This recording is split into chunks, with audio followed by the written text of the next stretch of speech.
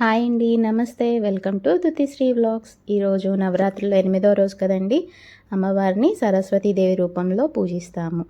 అమ్మవారికి ప్రసాదంగా ఈరోజు నేను అటుకుల పాయసాన్ని తయారు చేశానండి. అది ఎలా తయారు చేసుకోవాలో చూద్దాం.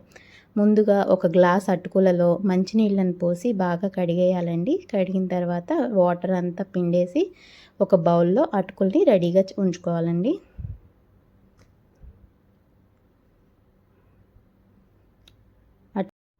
తర్వాత మనం అటుకులు ఏ గ్లాస్తో అయితే మెజర్ చేసుకున్నామో అదే గ్లాస్తో 3 గ్లాసుల పాలను తీసుకోవాలండి. ఆ పాలను మరిగిన పాలల్లో అటుకులను వేసి ఉడికించుకోవాలండి.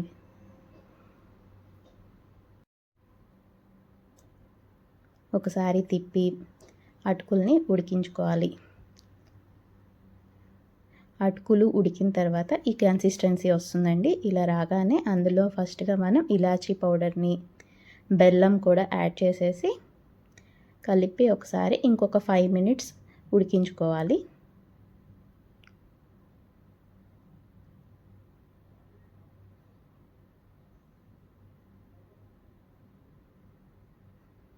ఇంతేనండి, ఇది సింపుల్గా చేసుకునే రెసిపీ అండి. అందరూ ఇంట్లో ఒకసారి ట్రై చేసి చూడండి.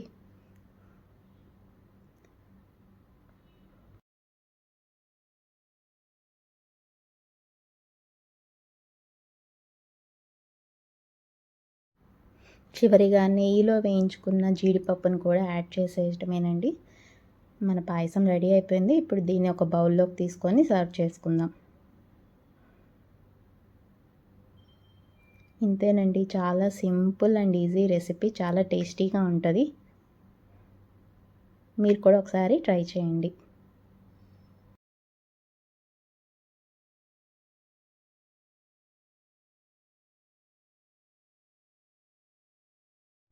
ఈరోజు నేను సరస్వతీదేవిని ఎలా అలంకరించానో, పూజ ఏ విధంగా చేసుకున్నానో ఈ వీడియోలో చూస్తూ సరస్వతీదేవి గురించి కూడా కొన్ని విషయాలను తెలుసుకుందాం.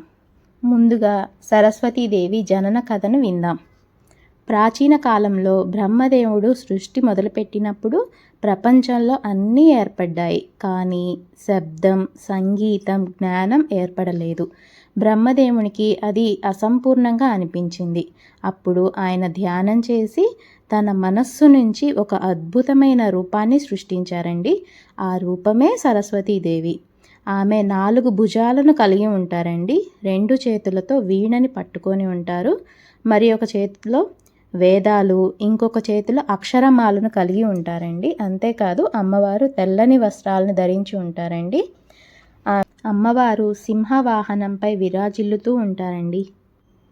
సరస్వతీదేవి విద్య, జ్ఞానం, సాహిత్యం, సంగీతం, వివేకం యావత్తు లోకానికి ప్రసాదిస్తానని అన్నారు. ఆమె వీణ వాయించినప్పుడు సృష్టిలో శబ్దం, రాగం, లయ పుట్టాయి. మానవులు జ్ఞానం నేర్చుకోవడం మొదలుపెట్టారు.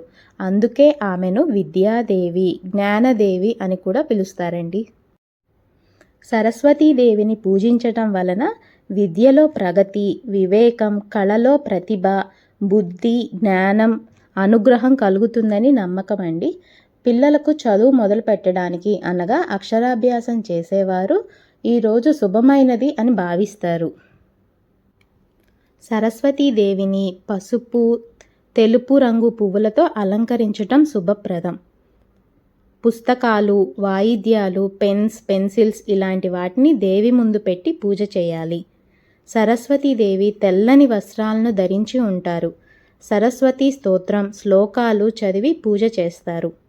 తెల్లని హంస వాహనంగా సరస్వతీదేవి ఉంటారు.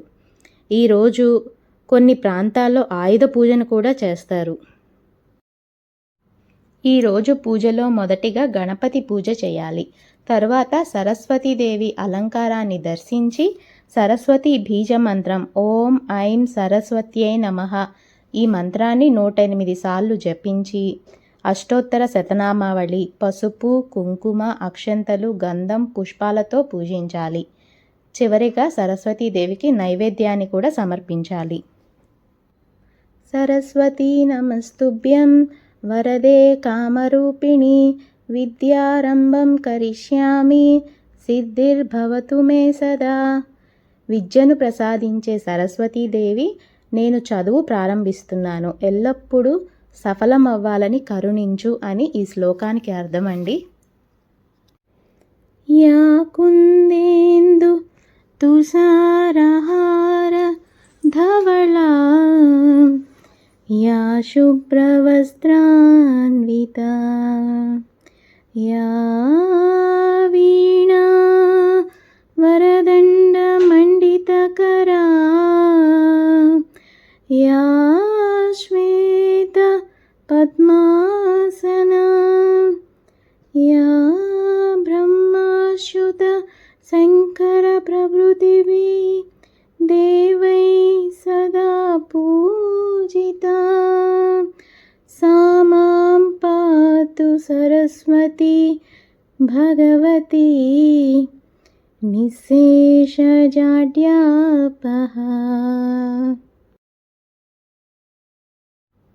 చంద్రుని వంటి స్వచ్ఛమైన దేవి, శ్వేత పద్మాసనంపై కూర్చున్న దేవి, వీణతో కళలను జ్ఞానాన్ని ప్రసాదించే దేవి, మా మేధస్సుని అజ్ఞానం నుంచి దూరం చేసి రక్షించు అని ఈ శ్లోకానికి అర్థమండి.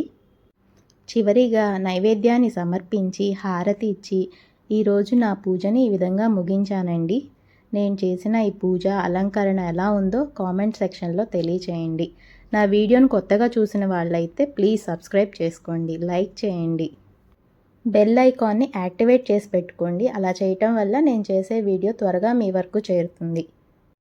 ఆ సరస్వతీదేవి అనుగ్రహం మనపైన, మన పిల్లలపైన ఎప్పుడూ ఉండాలని ఆశిస్తూ ఈ రోజుకి సెలవు తీసుకుంటున్నానండి. రేపు ఇంకొక వీడియోతో మీ ముందుకు వస్తాను. అప్పటి వరకు bye bye. Thank you for watching. Please do like, share and subscribe.